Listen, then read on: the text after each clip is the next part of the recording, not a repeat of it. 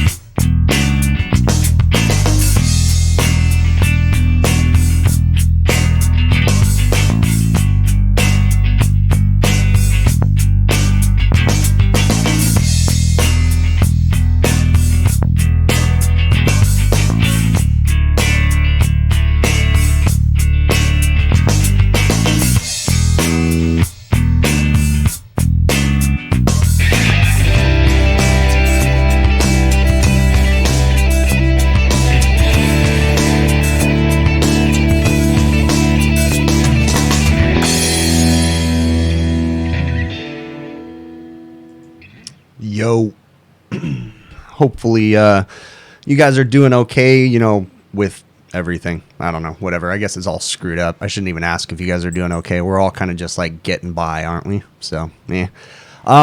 Hey, my name is Chris. This is the HVACR videos live stream for the new people. I know there's a bunch of new ones coming in because I get these emails and stuff from everybody, so I kind of like to introduce things, all right? So I do these live streams Monday evening, 5 p.m. Pacific, to answer the questions from all the YouTube comments, the emails and different things like that. So that's the whole point of these. I'm just trying to share the little bit of knowledge that I have. I get that knowledge from you guys, from emails, from reading articles and that kind of stuff. Okay, so there's nothing special or magical about the information that I have in my head. I just read, and I'm just curious. I'm an inquisitive person. So one would say that I am a curious HVAC guy, but someone else already took that name, so I can't really claim that one. But I've got a bunch of stuff as usual that I want to talk about, and I also want to address the chat. Okay, so do me a favor, guys, in the chat. If you guys have questions, throw the questions in caps lock. That way myself, the moderators, can see them, and I'll try to get to them. Okay, as usual, if I don't answer your question, keep reposting it. Okay, until someone tells you to stop, myself or one of the moderators, all right? I'll usually be upfront and honest and say, hey, I'm not going to answer that, and I'll ask you to send me an email or something, okay? I do have a movie quote and a song quote. It's going to pop up in the chat. There is not a giveaway today, okay, guys? I blew my wad on the last live stream. If you guys didn't watch, and this isn't something that's going to happen all the time, but if you didn't watch, I gave away 3 sets of field piece job link probes on the last live stream, just randomly. I only anticipated giving away 1, but then I don't know. I just went kind of silly and started giving them away to everybody. So congrats to the winners. You guys should be receiving them. I know Ike had said he got his, and the other people should have already received them, if not in the next day or so. But I like doing that. That was a lot of fun. I don't have anything else to give away at this given time, but maybe in the future we can do stuff like that again, okay? So those job link probes, I actually had them sitting at my shop, and they were going to be used for something different, but I figured what the heck, we were in a weird time right now, and I figured you guys could have used a little bit of some kind of good feeling, right? And like I had told Ike in an email, you know, the whole point of me doing that was I figure everybody's in a crappy mood and we're all going through a crap situation right now. So if I could just make someone happy for a few minutes or something because they won a set of job link probes, figured, you know, that was awesome, right? So I did it. So, yeah, but anyways, so I don't have anything to give away tonight, okay? But I encourage you guys to try to guess the movie and the song quote, but you don't need to send me emails. Just do it in the chat, okay? But feel free. I mean, whatever. All right, let's see. I'm going to answer this right quick. Nelson Javel or Hovel, I don't know how you pronounce that. You ask, is the Zoom Lock tool worth buying it? Well, I mean, the Zoom Lock tool, I honestly don't own the Zoom Lock tool. I don't have it. But I don't have anything bad to say about it, right? The Zoom Lock tool has a purpose. And if you find that it would work for you, then heck yeah, right? I mean, you know, Sporlan is, you know, I am partnered with Sporlan and they have great products. I mean, there's a time and place for Zoom Lock. So I would highly encourage you to reach out to your local Sporlan rep. If you're curious about it, I'm sure that they will be glad to set up a time where they'll demo the Zoom Lock tool for you. That way you're not just purchasing it up front, okay? So if you don't have a Sporlan rep to reach out to, send me an email and I will forward your information on to my contacts at Sporlan, and I'm sure they will set up a time to demo the Zoom Lock tool for you if you're interested, okay? So again, my email is hvacrvideos@gmail.com. Feel free, okay? I see lots of new people in the chat right now. And let's see, Mike, HVAC Reefer Guy. How you doing, bud? Good to see you in here, man. All right, so I'm going to go ahead and start getting to the list of things that I have to talk about, guys. And we'll go through it. So again, you guys have questions, throw them in caps lock. I'll dive into them, okay? So this last week for me, it's still been slow. I'm going to go ahead and address the elephant in the room. How is COVID affecting me? The same as it was affecting me last week. Okay. I went from about 6 to 9 service calls a day. I have a small company with 4 trucks, including my own. Okay. So I have 3 technicians that work with us. So I went from about 6 to 9 service calls a day to, I think I got 4 service calls last week total. All of my technicians are laid off at this time. You know, there's not a whole lot we can do. I deal with restaurants. That's 99% of my work. And, you know, they're just being very tight-lipped with the cash right now, which I don't blame them, right? Everything is kind of crazy. I'm here in Southern California. Things are weird. You know, we have one of the strictest lockdown situations right now. And when I say lockdown, it's not, you can go out of your house, you can do stuff, but they just don't want people eating in restaurants and stuff like that, right? So I have talked to a lot of my restaurants, and they are doing okay as far as to go and takeout, but they're definitely not filling their dining rooms because they can't, you know, so it's one of those things. I wanted to address something too, and kind of talked about this. If you guys haven't or don't already know about it, I would highly encourage you guys to check out the HVAC Overtime show. All right. I was on their live stream last week, and I was also on their podcast, or the week before last, actually. And they released a podcast where we kind of talked about a few things. And I've been very, very open about depression and anxiety over the years. We kind of talked about that on their podcast. Look up on any of the podcast apps, look up HVAC Overtime, and you guys will find it. Download it. You can hear the conversation that we had. It was a pretty good conversation. The whole thing that I wanted to say, you know, we're all going through some crazy stuff right now. You guys, everybody deals with depression, anxiety, some sort of mental disorder, okay? I've been, like I said, very public about my issues with it. Don't be afraid to talk to someone, okay? The biggest thing that I've figured out about my depression and my mental issues is that I was bottling stuff up and I wasn't communicating with people.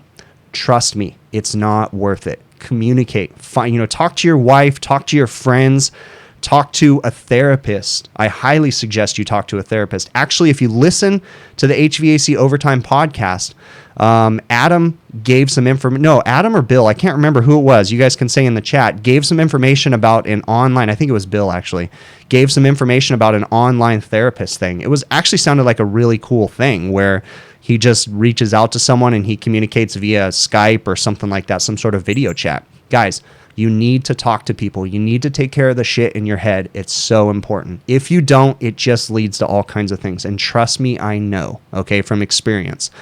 Get that stuff figured out. Communicate with people. Don't bottle that stuff up. Don't sit at home. Don't, not talking about it, okay? And when I say don't sit at home, I understand we all have to sit at home, right? We're going through all this crap, but try to stay ahead of it, right? I feel my depression. I feel it. I'm stuck at home. I'm not working. I'm worried about my technicians. I'm worried about my company. I'm worried about everything. And it just starts to bottle up. And for me, the solution is to communicate. I talk with my wife regularly. I talk to friends. I reach out to friends. You guys, I encourage you guys to do so, okay? It's very important because your mental health is what keeps you sane. And if you're not sane, you can't make money. You can't fix stuff. You can't take care of your family. So trust me, do it. Reach out to someone, talk to someone. I've made myself available many times, and I'll give you my information. Again, I am not a therapist, but hey, sometimes it takes just someone answering a text message or an email, okay?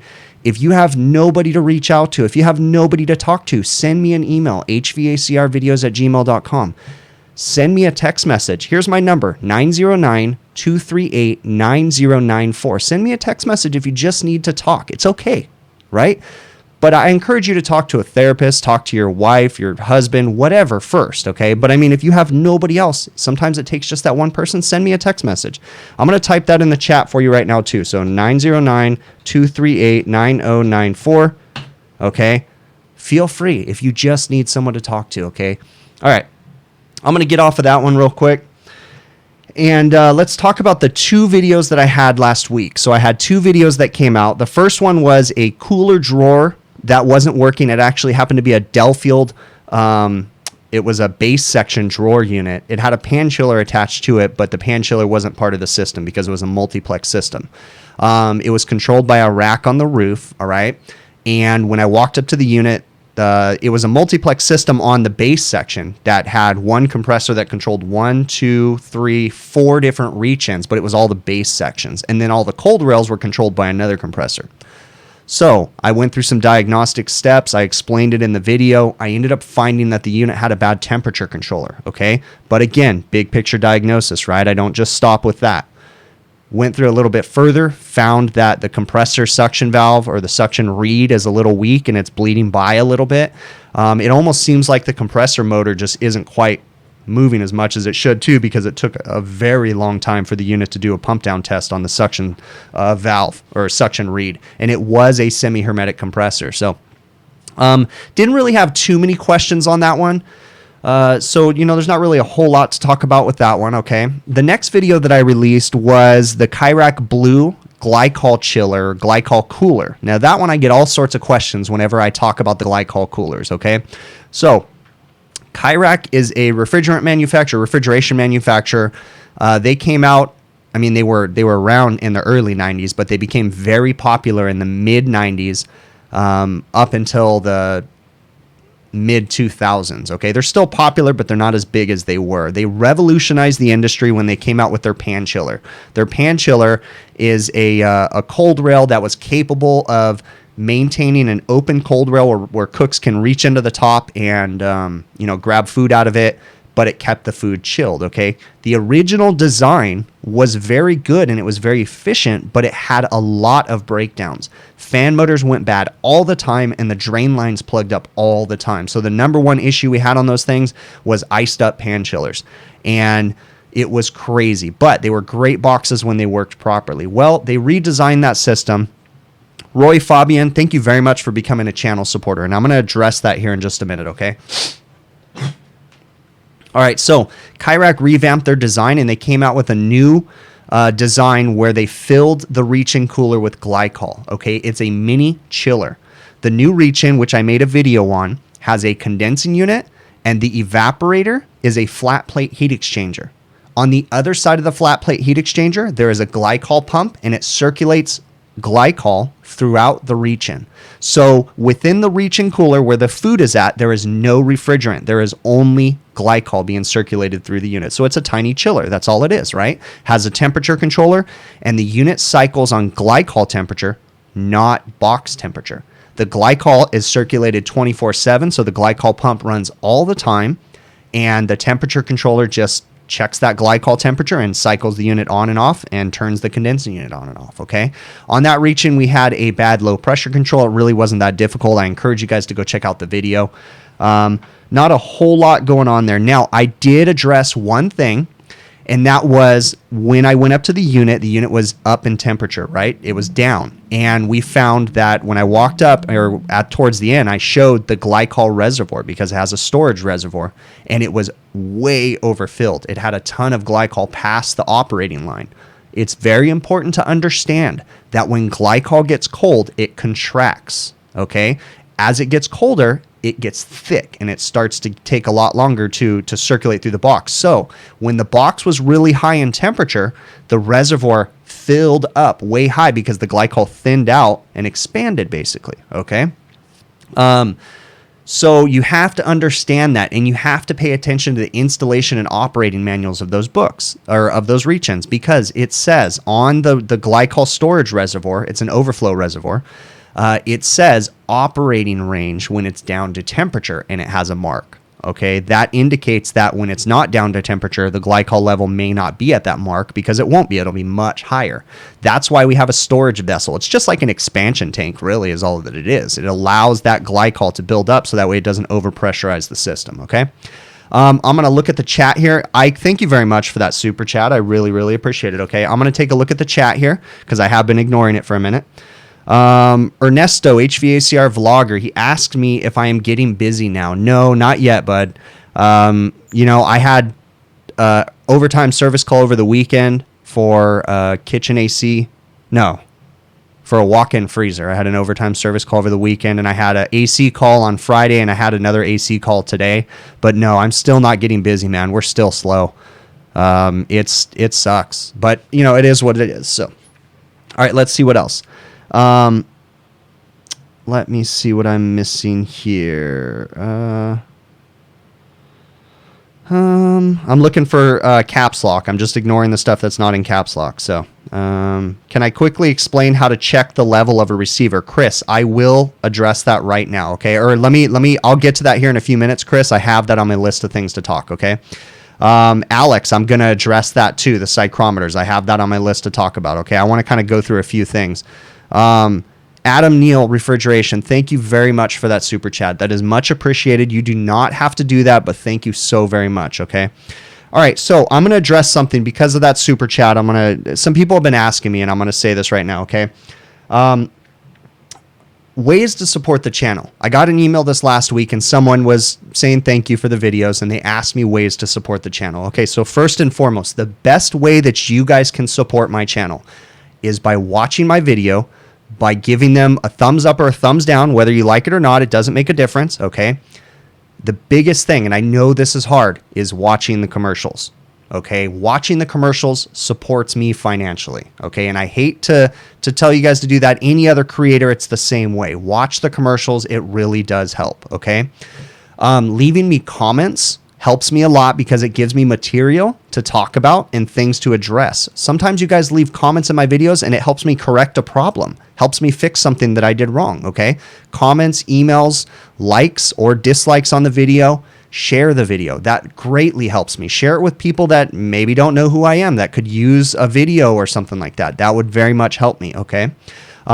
There's other ways that you can support the channel too, okay? In the show notes of every single video is affiliate links. Click on the affiliate links. If there's something that you're interested in purchasing, use my affiliate link. You can purchase stuff from True Tech Tools. There's an offer code, big picture, one word. You'll get 8% off your order, just like everybody else has an offer code, right? But I also have affiliate links. If you click my affiliate link and you purchase a tool because of my affiliate link, I get a small commission. That's a way that you guys could support me.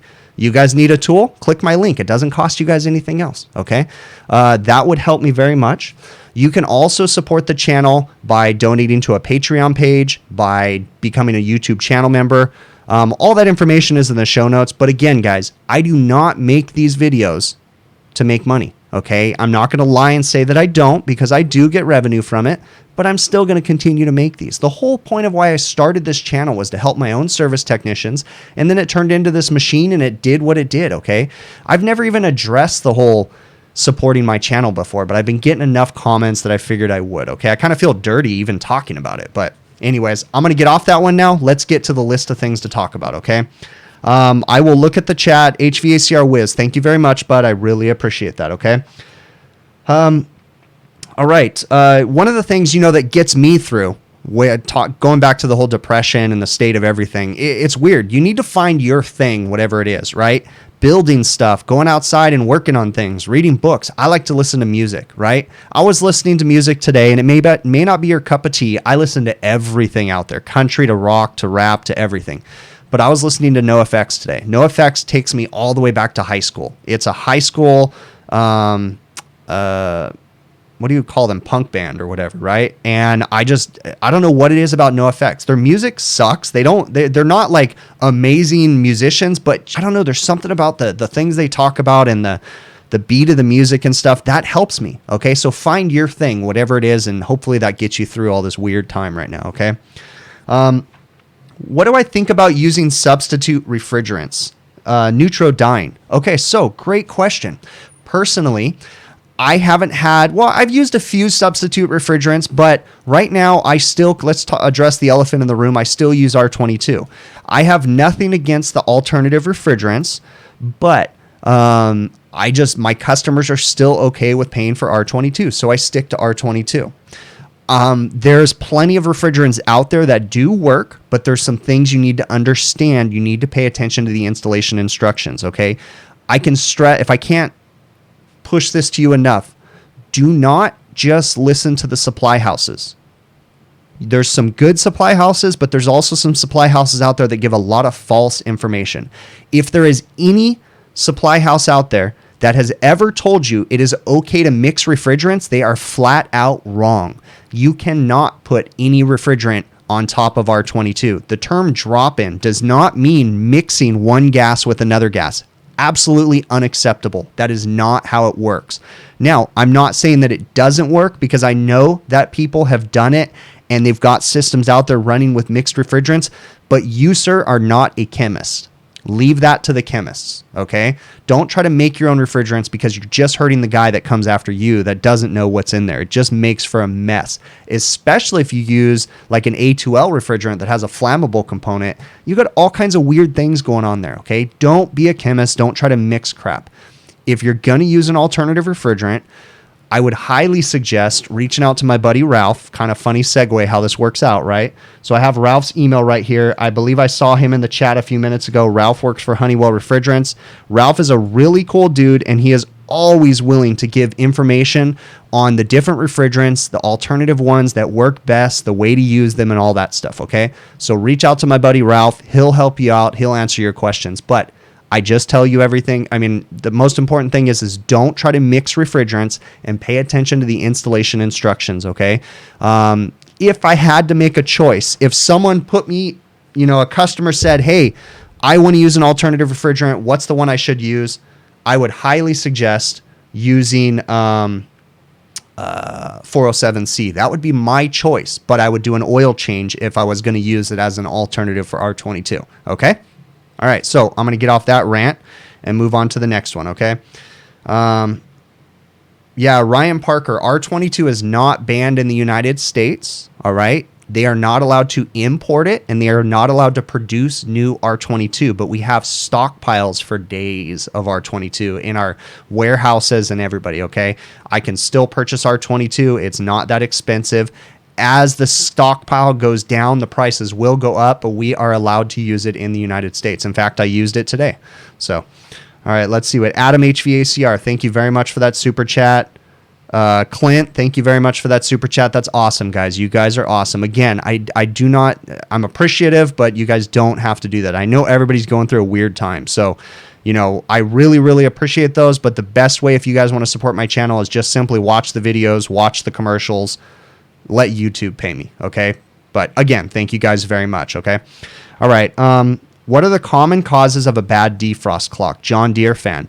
Usually exposure to the elements. If it's a Graslin defrost clock, they're susceptible to sand and dirt.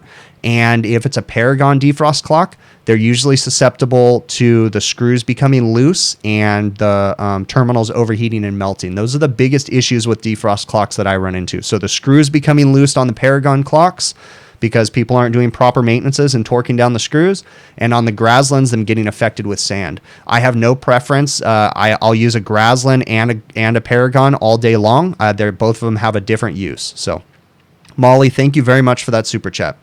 All right, Alex Zapata, what do I think of Bluon? I have absolutely nothing bad to say about Bluon's product. Okay, I have never used their product. I've read a lot of documentation, and I know some people that say it works. I've had some people that say it doesn't work, but I personally have never used it. I know that they're really pushing hard on YouTube right now. I will say, and I've been very vocal about this, that I am not happy with Bluon's marketing right now. If you haven't been in my live streams lately, Bluon kind of irked me a little bit when they tried to self-promote in my live streams without asking. Okay, so that kind of frustrated me, but I have absolutely nothing bad to say about their product. Okay, that's all. All right, let's move on. I'm going to get to my list, and all the time I get these questions. Restaurants, oh my gosh, why don't you, people ask me, they straight up ask me why I don't call the health department on my restaurants. Are you crazy? Why would I call the health department on my restaurant? They pay me. It is not my job to call the health department on my restaurants. Okay. The health department is supposed to come out and go through these restaurants. That's not my thing. All right. Now, I'm going to tell you something right now. If you think that my restaurants are disgusting, boy, are you in for a world of hurt. Because I mean, the stuff that you see in my videos really isn't that bad. Yes, sometimes you'll see some food shoved in a corner of a box and there might be some mold or something like that growing on it. But I don't know, maybe I'm just jaded. But I mean, it's not great, but it's not that big of a deal. I mean, it's really not that big of a deal. I've worked in some nasty restaurants. I don't work in disgusting restaurants anymore because I just let them go. It wasn't worth it. If you think what's in my videos is the worst, it's not. Okay. You should see the stuff that I don't work on. It's gross. All right. Oh, great question. Christopher Edward, tips and tricks for roping things up onto the roof, especially heavy equipment or components. So, safety. Number one thing. Hold on, my throat is killing me.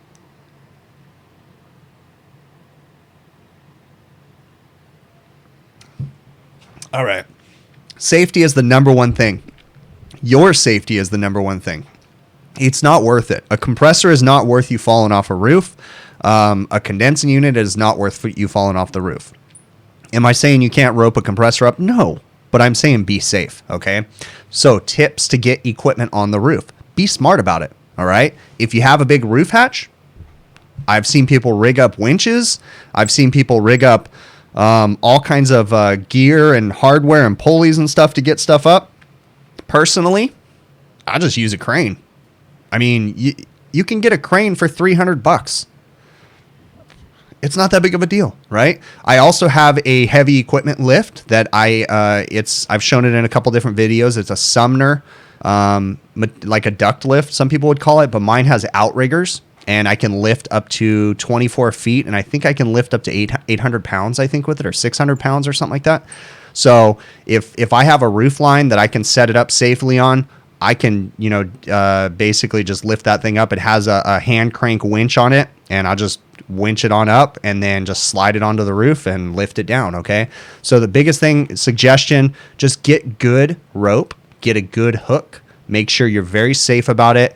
And again, when you're lifting, when you're using a crane, when you're using a material lift, always assume the worst. Be prepared for the worst. That way, if it happens, you're ready.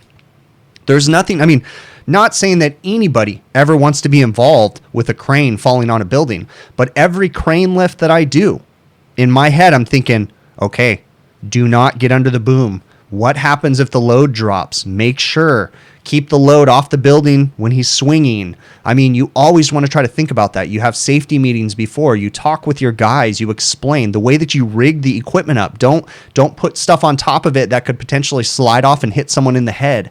So you just always want to assume the worst. And then that way you're prepared. And then if it doesn't happen, you're good to go. Right? Okay, so hopefully I answered your question. If I don't answer your questions enough or thoroughly enough, send me an email to hvacrvideos@gmail.com, okay? Let's see what I'm missing here. All right. Okay, I'm going to get to my list here. Have I ever had a service call I could not figure out? Of course I have. Okay, that was a question that I got the other day. Of course I have, because there's service calls that I scratch my head on still to this day. Right? That is what technical support is for. And if you're prepared and you're ready, you should have a support team to lean on, whether it be friends, whether it be colleagues. In my situation, I own my own business, but I have friends that I can lean on. But I usually don't get involved in something that I know I won't be able to figure out. Okay. And the most important thing, if I ever run into a situation that I can't figure it out, most of the time, when you have a hard time, you just need to stop, step back, and take a look at the big picture. I mean, I say that, but I mean, I'm serious. I mean, most of the time you just take a break and think about it for a minute.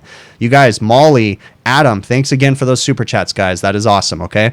But yeah, I mean, I'll lean on technical support, but when I call technical support, I'm not calling them to ask them stupid questions. Okay. Again, I have my technicians calling me all the time, asking me, hey dude, what do I figure this out? And I try to tell them, don't call me until you have all this information.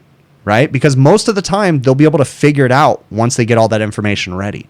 And it's the same thing goes for me. I don't call technical support until I have all my ducks in a row. I know all the questions they're going to ask me. I've got all that information written down and I'm ready to go. And then, maybe it's something that is OEM specific and I need tech support for it. Okay. But I'm not afraid to call them, but I also don't want to waste my time calling them for no reason. So, let's see what else. All right. I'm going to keep going. Thanks, Molly. I really appreciate that. All right. How to test the accuracy of the field piece psychrometers. The same thing goes for the Testo psychrometers. I don't have the Testo ones, but it'd be the same thing. The field piece psychrometers are not field adjustable. Okay. So there's really no way to calibrate them in the field on the psychrometers. I imagine it's the same thing on the Testos. I can't say 100%, but I'm pretty sure it is. Okay. What I would suggest is if I'm trying to verify if they're accurate, first off, the field piece psychrometers are highly accurate. I test them all the time and I have yet to find a time where they're not accurate. And I'm currently using a set that I've had for over a year and they work just fine. Okay. I will usually test them against a known good temperature. Okay. First off, you cannot put the field piece psychrometers in ice water like you can with a normal thermometer. So you just got to put them. What I would suggest you do is if you have another psychrometer that works properly. The hard thing is going to be the humidity. The humidity is going to be a difficult one to verify for sure, right? But the temperature, that's really easy. The dry bulb temperature. Just find a known thermometer that's calibrated, dip that in ice water, and then compare it to the field piece psychrometers. Look at the dry bulb temperatures. That's the only way that I know of to verify accuracy. I have yet to find one of my field piece psychrometers that is incorrectly working. But I would also suggest that you reach out to Field Piece and ask them, see what they have to say. All right, let me see what else we got. Jose sent me an email talking about how he was about to get hired on with the company, and then COVID happened. Hold on just one second.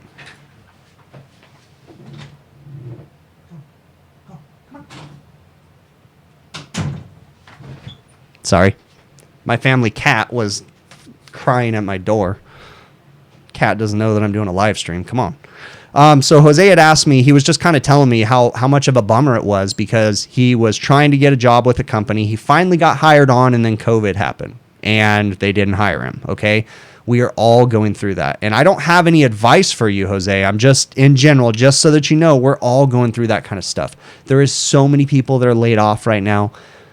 Things will get better. Things will pick up. And this is going to segue into another question.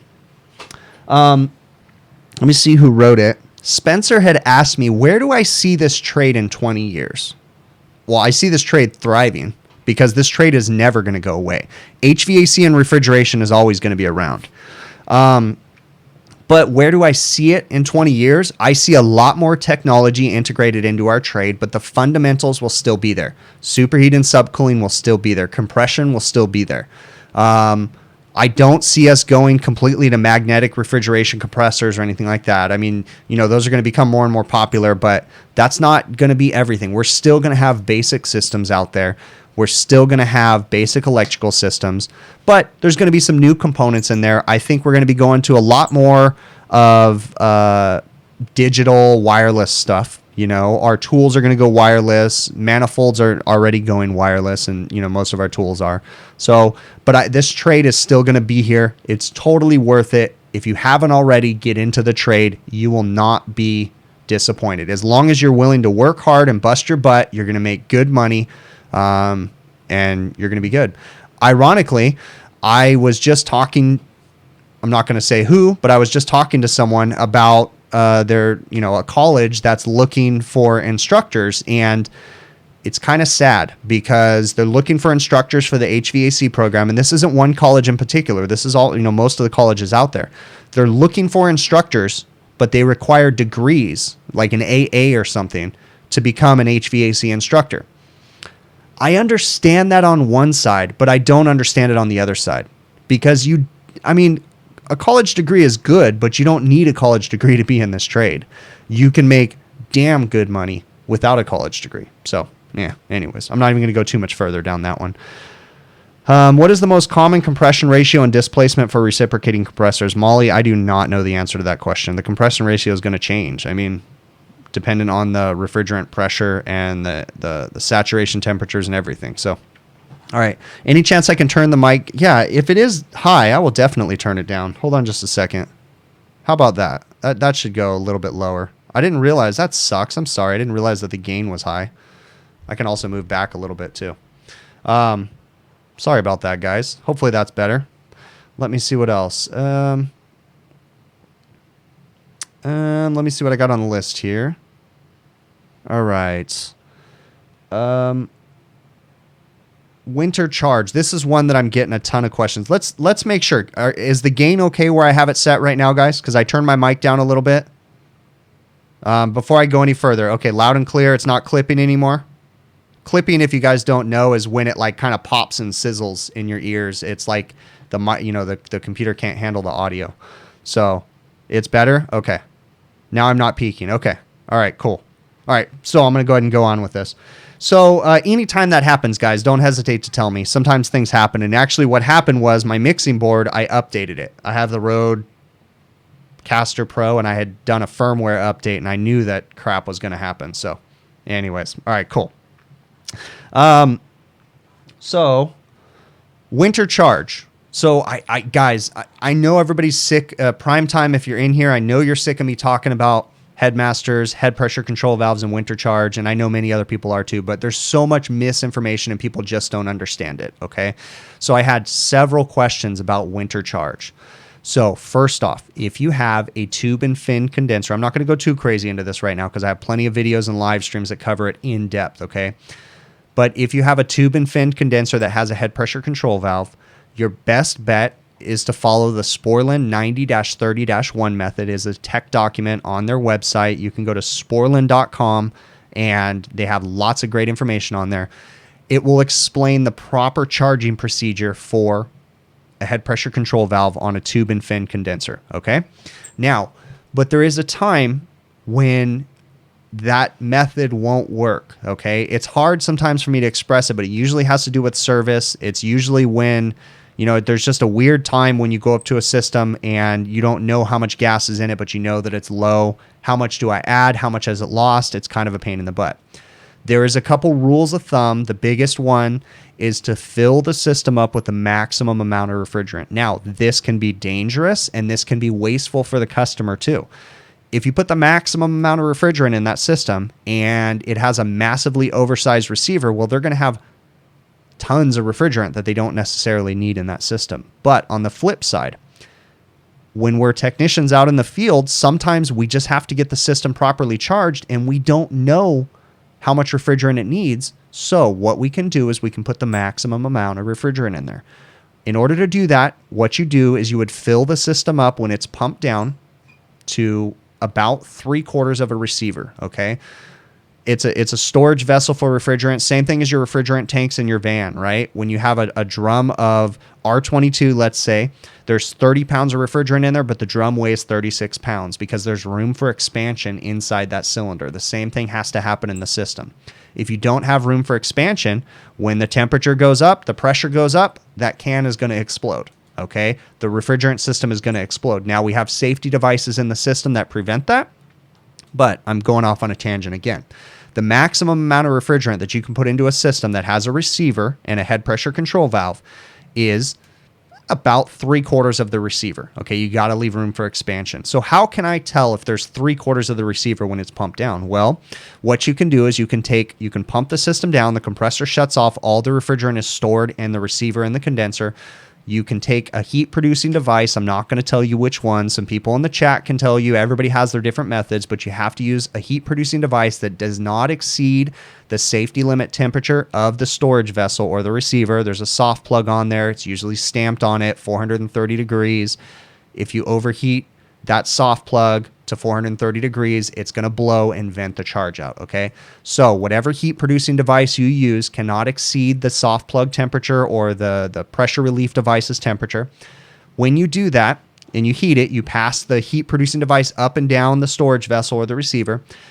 When you take the heat producing device off, you can take your fingers and you can start moving them up the receiver, and the moment that it gets hot, that is the liquid level below that in that receiver, because the vapor, there's always going to be vapor in that cylinder, right? The vapor, that's where the heat is at. The liquid isn't going to heat up as fast. So when you run your fingers up and down, you can feel the liquid level. Now, you have to understand something.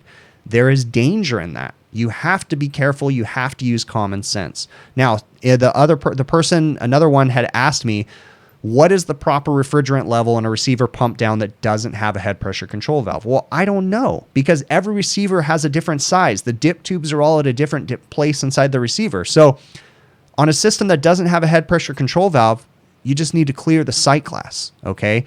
Being careful that you understand that a sight glass is a window into the system at that point in the system. It doesn't necessarily mean it's fully charged. There's all kinds of variables in there, but I'm not going to go off on a whole crazy tangent on sight glasses right now, okay? If it doesn't have a head pressure control valve, then you just simply clear the sight glass once it's within about 5 degrees of box temp before it satisfies, and you should be good to go. But if you have a head pressure control valve, you have to add that extra winter charge, and that's when we would fill the receiver up. But first and foremost, if we have a tube and fin condenser, we're going to use the Sporlan 90-30-1 method, or you're going to lean on the manufacturer to find out the proper refrigerant charge for that system, okay? Hopefully that answers that. If I didn't answer it, send me an email to hvacrvideos@gmail.com. So, why do refrigeration systems pump down? Well, there's a couple different methods, Ike. One of the main reasons is to prevent a flooded startup, okay? So, what you don't want to do is you don't want to have all the liquid refrigerant migrate down to the evaporator in the off cycle, and then when it turns on, the compressor sucks all that liquid refrigerant back up to the compressor, and the compressor gets a big old blast of liquid refrigerant, and that can cause problems. Other things would be to help the system start up easier, to prevent, I mean, it really doesn't prevent oil migration, but I have seen it written that it prevents oil migration, but really it's more for a flooded start, to prevent a flooded start. That's the biggest issue for a pump down. Now, there's another method if you have a multiplex system. So in my recent video on Adelfield cook stores, I had a multiplex system. I had a reach-in cooler. I actually had 4 reach-in coolers that had one common compressor, but they had their own independent temperature controllers. So each separate box is able to maintain its own temperatures and turn on and off whenever it needs cooling for that independent box. In that situation, we have to have a pump down circuit because each box has to be able to operate on its own. You can't just have one solenoid valve, because then you might freeze the product in one box and not get it cold enough in another. That's another reason why we need a pump down, because when you have a multiplex system or multiple circuits on one compressor, you got to be able to cycle each circuit independently. Okay, hopefully that answers your guys' questions. HVACR novice, are stainless steel heat exchangers and coated coils worth it? Your pool stores eat them in like 1 to 2 years. if your pool stores didn't have stainless steel coil heat exchangers and coated coils, they would probably last less than a year. So your biggest thing is your environment, and the chemicals that you're using around in those pool stores is eating away even with a coated coil. But if you didn't have a coated coil and you didn't have a stainless steel heat exchanger, it would be changed even faster. So yes, they are worth it. They're very important in my opinion. All right, let's see what else. Is a reed valve the most common valve system for a reciprocating compressor?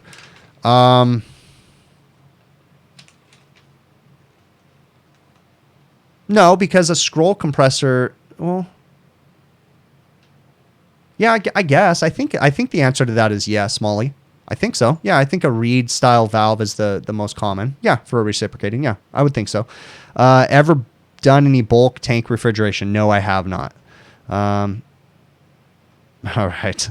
What would cause a freezer to stay pumped with a new install? To stay pumped, I don't know where you're going with that question, Willie, and I need some more context to that. So please send me an email and give me more information. I feel like your question is going down a path that we're going to have a dialogue back and forth. So that's a good one for an email. hvacrvideos@gmail.com. Okay.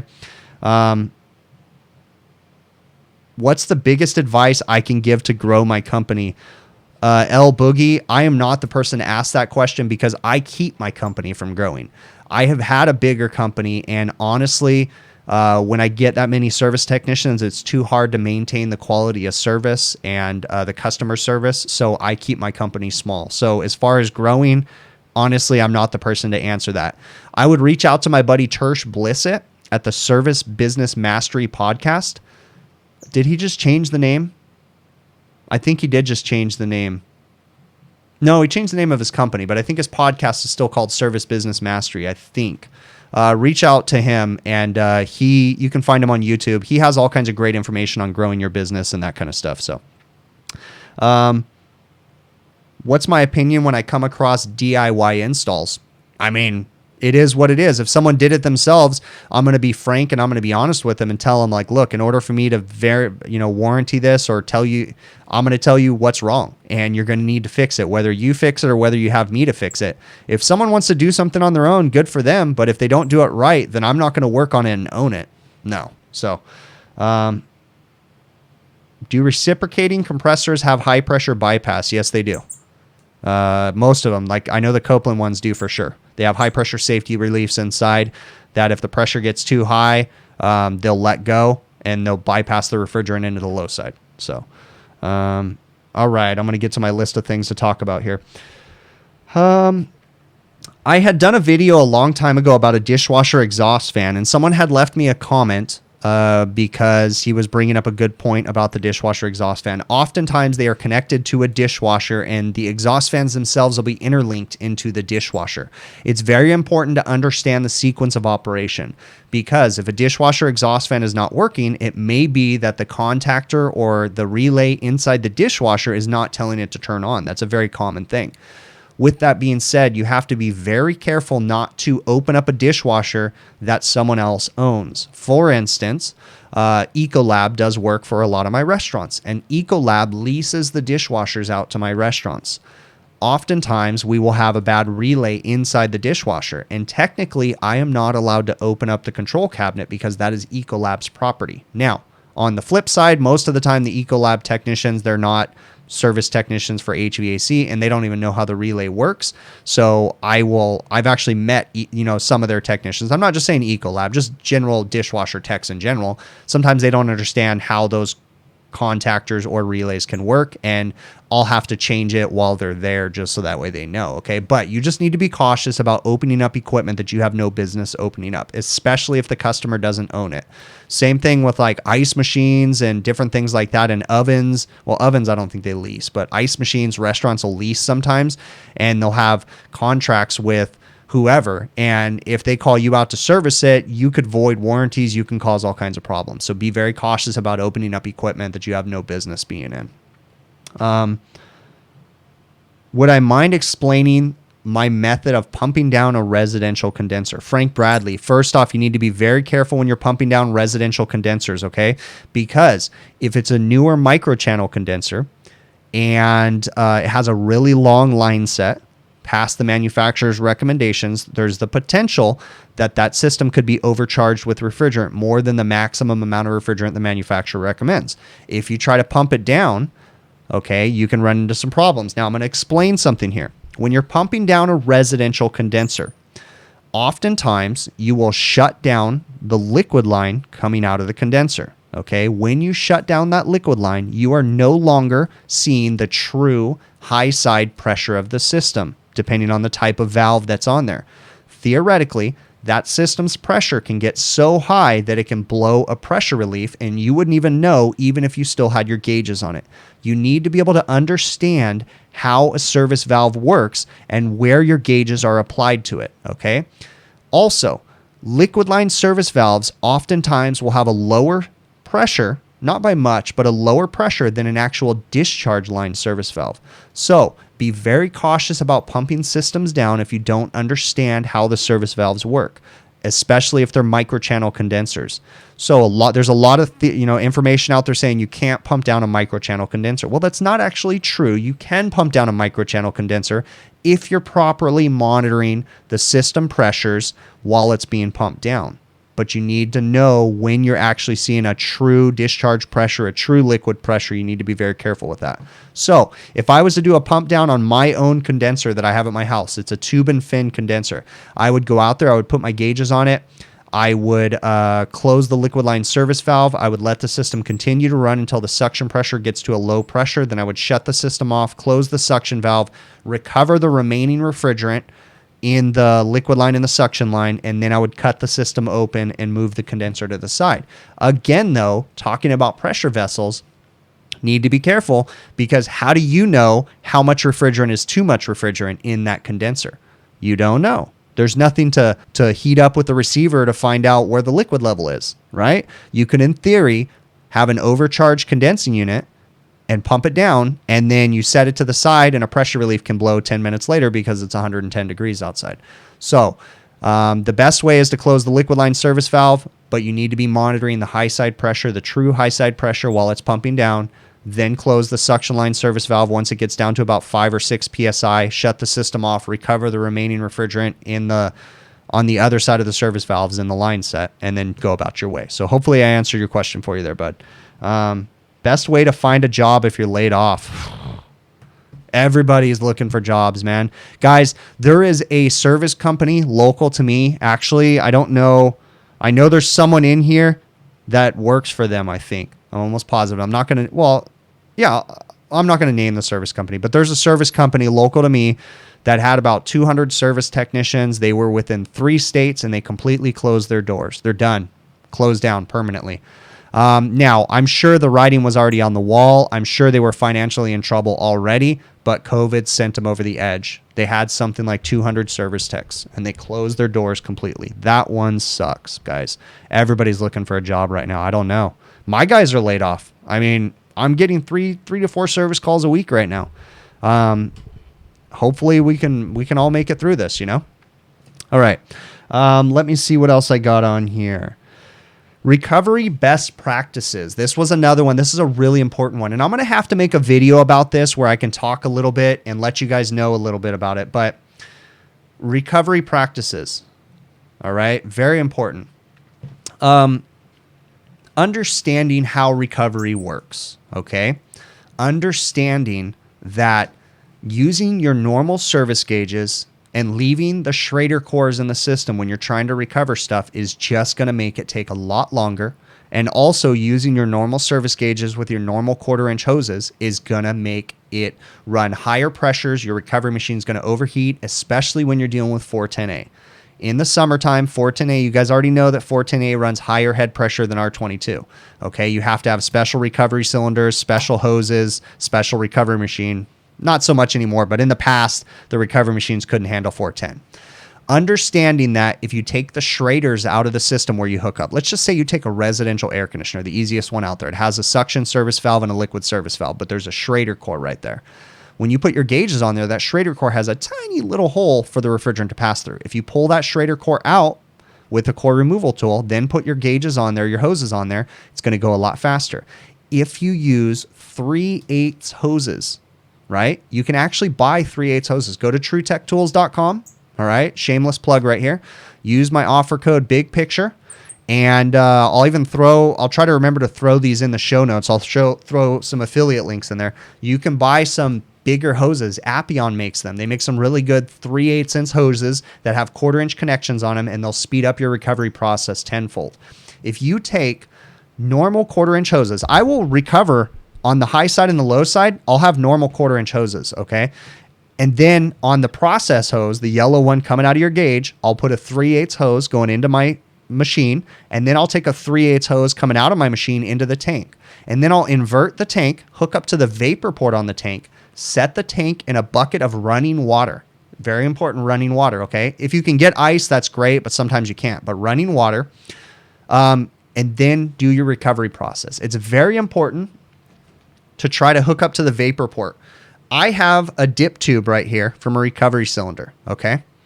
So what we have here, this is the liquid hose, right? So you have a liquid terminal on this guy right here. This one happens to be red. Also another, on a side note, don't trust the colors because liquid and vapor changes. I have 2 recovery cylinders. The liquid is blue on one. The liquid is red on another. So don't ever trust the colors. But this is the dip tube that the liquid goes to. That dip tube is smaller than 1/4 inch. That creates a restriction. That's why we hook up to the vapor and invert the tank and pump in through the vapor port. It speeds up the process, okay? So hopefully that answers your question, and I'll try to make a video to help that and kind of make a little more sense for you, okay? I'm going to get to the chat and ask some questions in here. How does my company handle the on-call schedule? Great question, Brian. So what I used to do, we were on call a week at a time, all right? This was many years ago. My crew that I have right now was never on call for a week at a time. It was the previous crew that I had. That's a whole nother episode where I screwed up and lost 3 people at the same time. Anyways, but my new crew has never done a week at a time on-call rotation because I changed it. My previous crew, I saw towards the end that they were getting burnout being on call for a week at a time. We were working crazy hours, so we changed it. We no longer do a week at a time. I'm going to try to explain this. We do a rotating schedule, okay? So one person is on call for Friday, Saturday, Sunday, and that person is going to change every week, okay? Then everybody else gets 1 day a week. All right. Monday, Tuesday, Wednesday, Thursday. Everybody gets 1 day a week. And then one guy gets Friday, Saturday, Sunday. And then we rotate every week. So you never have the same Monday. You never have the same Tuesday. Every week.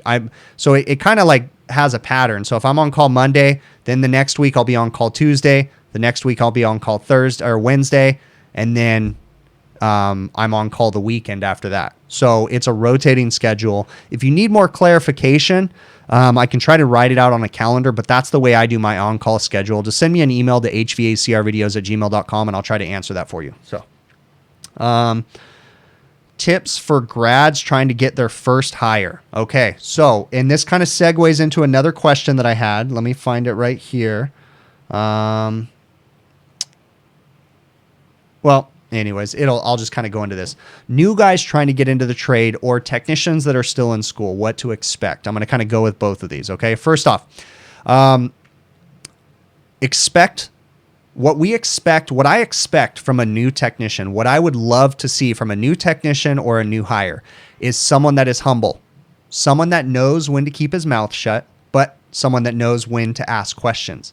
I don't want someone to sit there blindly and just do what I say. I want someone to challenge me. I truly do. But I want them to be polite and courteous about it, right? I don't want them to be a dick. I want them to come and say, hey, you know what? That doesn't seem right to me. And then I want to hear their logic because I want to understand their brain.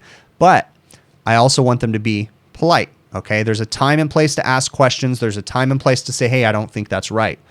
All right? So that's very important. When that time and place is, you're going to have to figure that one out, all right? As a new technician in school, all right, and I'm going to kind of go a couple different directions with this. As a new technician in school, someone that's going through school, absorb everything that you can, but understand that you're not going to remember it all, okay? Just try to listen, try to pay attention, take the tests, read the books, store it in the back of your head. It's going to make sense when you go to work. That's how it worked for me. I remember going to school and hearing about all kinds of things. And then I remember going to work and hearing from my dad and my cousin that I was working with telling me one thing. And then one day it all clicked. It all came together and bling.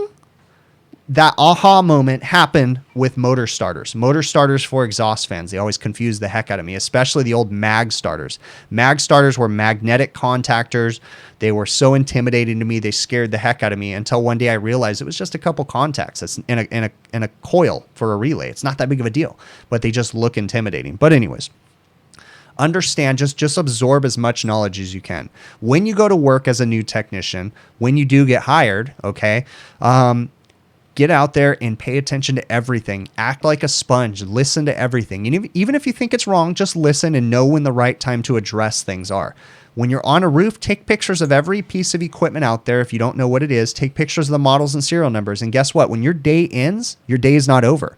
That's when your day begins, because you're going to go home and you're going to sit down and you're going to Google. You're going to ask the Google every one of those models and serial numbers. You're going to research. You're going to research. You're going to read. You're going to learn. J&J Services. Awesome super chat. Thank you very much, dude. That is amazing. Thank you, bud. Okay.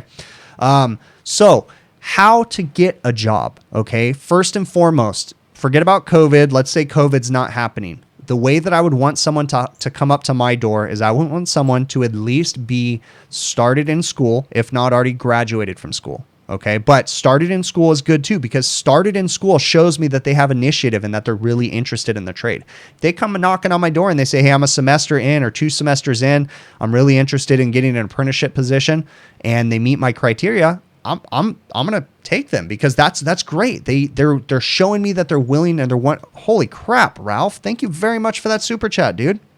Thank you very much, Ralph. Wow. That's awesome, dude. Thank you very much. I'm blown away, dude. I mean, you didn't need to do that, but thank you. Okay. So, got sidetracked, but that was a good sidetrack, Ralph. Okay. So, lost my train of thought there for a second, but I'll get back into it. Okay. So, I want the guy to already have gone to school, or at least a semester or something like that, showing me that he has drive. Okay. I want him to be inquisitive. When they come and knock on my door or send me an email or whatever, just say, hey, I'm looking to get into the trade. I'm willing to work hard. See if they'll offer you or let you come in and do a ride along with them. Now, remember something. For those of you guys that are looking for a job, you don't want to be a dick about it, but you need to interview the company just as much as they're interviewing you. I have no patience for someone that tells me, this company's been screwing me since the day I got hired. Well, you're kind of stupid if you're being screwed since the day you got hired. It's time to leave. You can't just be lazy and sitting on your butt. Okay. You got to think about it. You got to interview the company just as much as they interview you. You don't need to be rude about it. You need to ask them questions. You need to think about everything. Ask them about disciplinary actions. What happens if I do something wrong? How many warnings do I get? What's your pay schedule? What's your bonus schedule? What's your raise schedule? I mean, all those questions are okay to ask. All right. So I think I might have answered your question somewhere in there. If I didn't, send me an email, hvacrvideos@gmail.com, and I'll try to get to it again. Okay. That's a bummer, Ren. It sucks, dude. All right. Let me see what I'm missing in here, guys. If I miss something, how do you get Kyle Frick? How can you get past the we want 1 to 2 years experience barrier? That's a hard one, bud. Maybe you can offer to do ride-alongs. I mean, this is hard, especially in California, but in other states it might work. Say, hey, you know what? I'm willing to work with you for a week just for free, right? You don't have to pay me, just so that I can show you my go-get status, my ability to work. Maybe that'll work. Try. In California, that won't work anymore. We used to do that, but the laws are so stringent here that I can't have someone working for me. But, maybe, in California, I can do it like this. I could bring someone on at minimum wage in a temporary position, and they could work with me for 2-3 weeks, and we could evaluate them, or a week or whatever. 2-3 weeks is kind of excessive, but for a week or something, and then we can kind of get an idea. I've never done that before, but I guess theoretically you could. But maybe some other state, they'll let you work for a week and you just go out there and bust your butt and show them your worth. So, all right. Has anybody, out of curiosity, I know a lot of stuff has been going on, but has anybody got the movie quote or the song quote or anything? Kind of curious. I'll try to pay attention in there. The movie quote was a movie I watched yesterday, actually.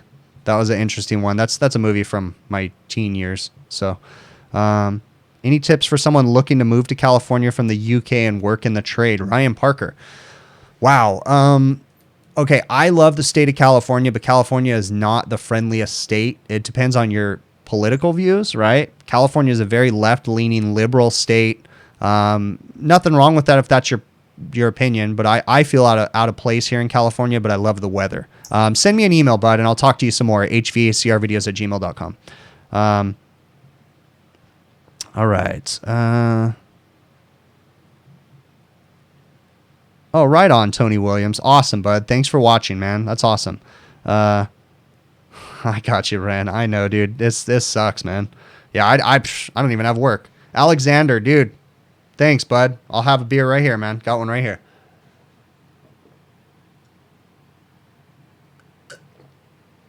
All right. Let's see what else we got.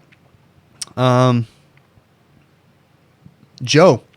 Recovery in high temperatures with 410A is really easy. If you use 3/8 hoses, you take the cores out and you invert your tank and run water in a bucket over your tank. You'll be able to recover all day long with 410A, even in high temps, man. I do it all the time. I don't use any of those subcoolers or anything like that. I don't need them. I have one of those CPS molecular transformator things, but I don't need it. So, Ike. I had told you, Ike, that I was from Missouri, but I honestly don't remember much about Missouri. I moved to California when I was 3. I've just visited family back there. So I know that Missouri is like swampy and humid in the summertime and you get crazy humidity, but honestly, I've never been there more than a week at a time. So let's see what else we got in here.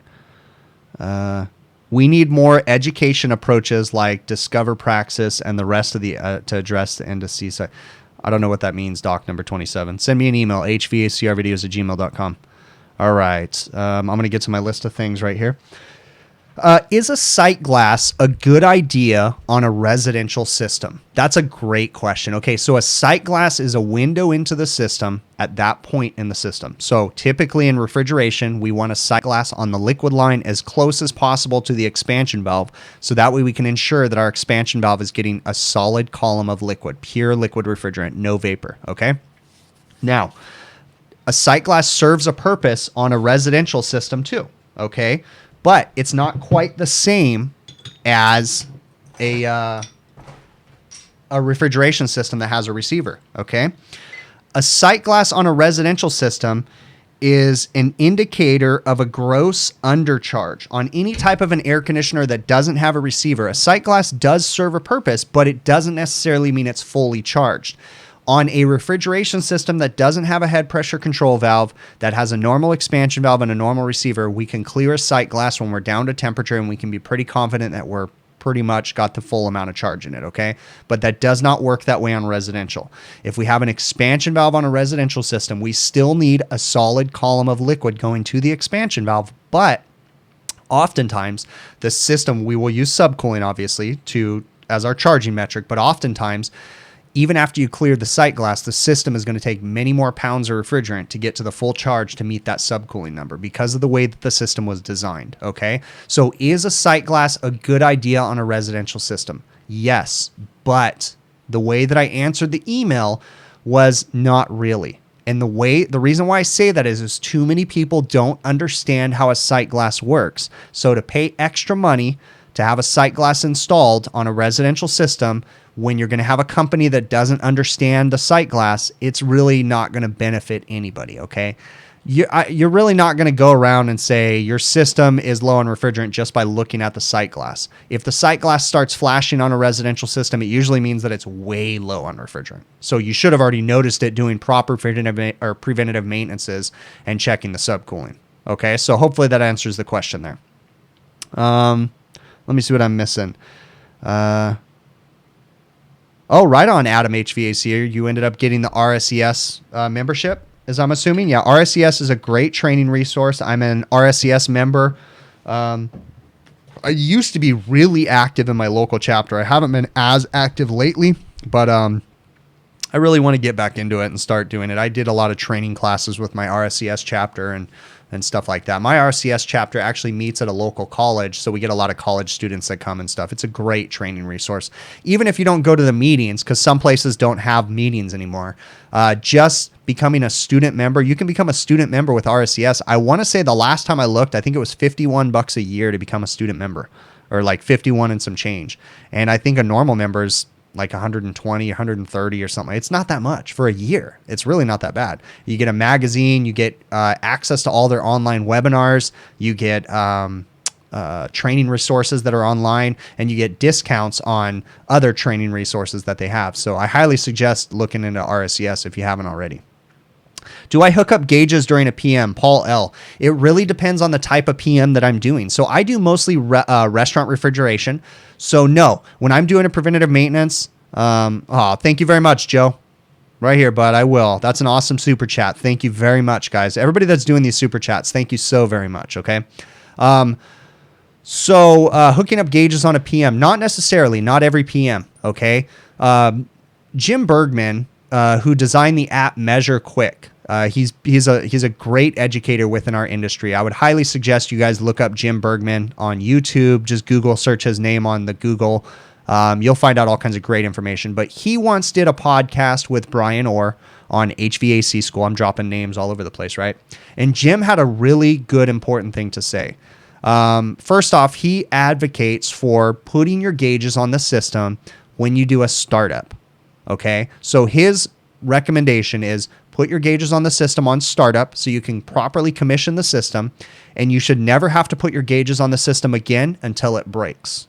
Okay, because if you do a proper commission and you properly benchmark the data by checking line temperatures, checking approach temperatures, and different things like that, then you should be able to look at those numbers with just thermometers from that point forward and know when there's a problem with the system. In the refrigeration side, we put our gauges on there a lot more because those temperatures, they're sometimes there, they're sometimes not. But on every single PM, no, I do not put my gauges on an air conditioner for the most part because the customers don't want to pay for it. If I was doing residential air conditioning, the answer is yes or no. I would put my gauges on the system if I've never been there before. If I've never been to that location before and I don't have benchmarked data to fall back on, then yes, I would put my service gauges on that system. And then if I came back 3 months from then, maybe not. No, because if I have benchmark data and I know the temperatures, I know the rise, the condenser rise, the air going in, the air coming out, the evaporator temperature drop, I know all that stuff, and I'm looking at suction line temperatures and different things, then there's really no need to put them on every time. But you have to take that data and know when the system is working properly, okay? Hopefully I answered your question for you there. All right. Let me see what else we got. Have I heard of aluminum brazing solder, and do I use it? Apprentice Phil. So I have not used any aluminum solders, but I do know a company out there that's very popular that has some aluminum brazing solders, and the company's name is Solder Weld. They have all kinds of different stuff. They actually sent me a kit that has all the brazing rods and everything to fix refrigerant leaks on microchannels, aluminum, and all that stuff. I have yet to use them, but yes, if I would be doing anything, I'd probably use a Solder Weld product because I've heard nothing but good things about them. Frank, thank you very much for that super chat, bud. That is awesome. Really, really appreciate it. I'll keep on drinking.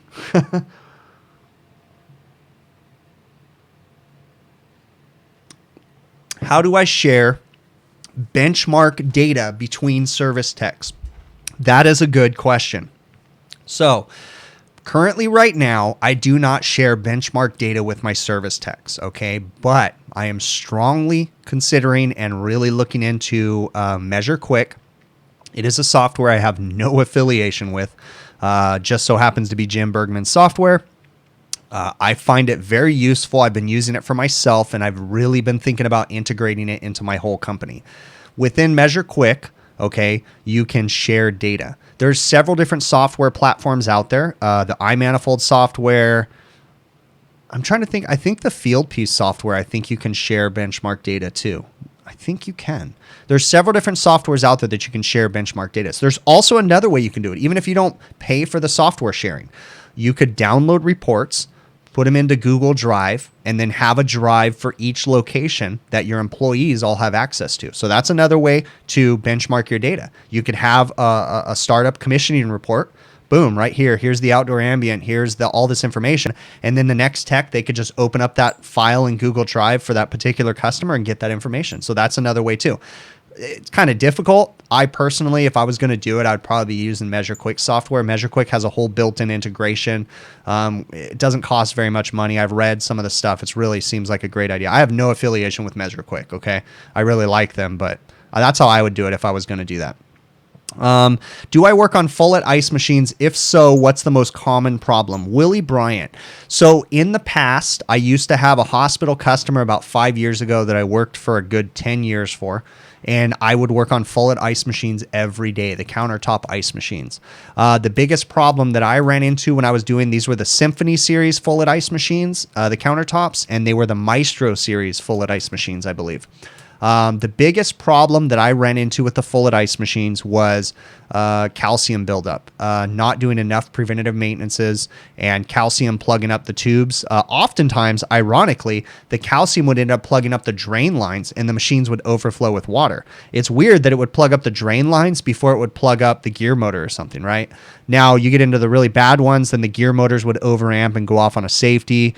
And different things like that. But the full-at Symphony ice machines for the cubelet ice, they were actually my favorite ice machines to work on. Very, very nice. Let's see. I've worked on a few newer ones. Recently, I have a customer that has a full-at cubelet ice machine up on a soda dispenser, and the biggest problem that I have with that still is calcium. I'd say that's pretty much the number one problem with any ice machine is water quality, proper water filters, and that kind of stuff. But yeah, just water-related issues. You know, eventually when you have too many water-related issues on the full-ets, you'll have gear motor problems. Yeah, that's about it. Just water-related. All right. Let me see what else. How about using a paint marker? Yeah, Steve, a paint marker is good too for benchmarking data, for writing down information. I would say that a paint marker is going to fill, I mean, you're going to have a lot of information on there because it's not just pressures when you're writing that down. You're going to write suction line, liquid line, you know, outdoor ambient, condenser rise, evaporator drop, you know, current draw and different things like that. But yeah, I mean, writing that information down would be good too. In the past, right, especially coming from used to work for a hospital customer, in the past, you know, you would have log sheets. And those of you guys that work in the union, you probably, and do industrial stuff, you probably still have log sheets. And you basically have a log sheet that's attached to a unit, and technician writes down his information, writes down the data, and you would have years of log sheets written down. And you could see that was kind of like benchmarking data too in the past. So have I worked on food truck equipment? What do I think equipment running on what do I think of equipment running on a generator? Chris Cooley. No, I've never worked on food truck equipment. I've bid installs and stuff for a major fast food chain that has food trucks, but I didn't get it. As far as running on generators, what I would highly suggest, I've never worked on equipment that's running on a generator, but I know the biggest issue is going to be power, poor power, right?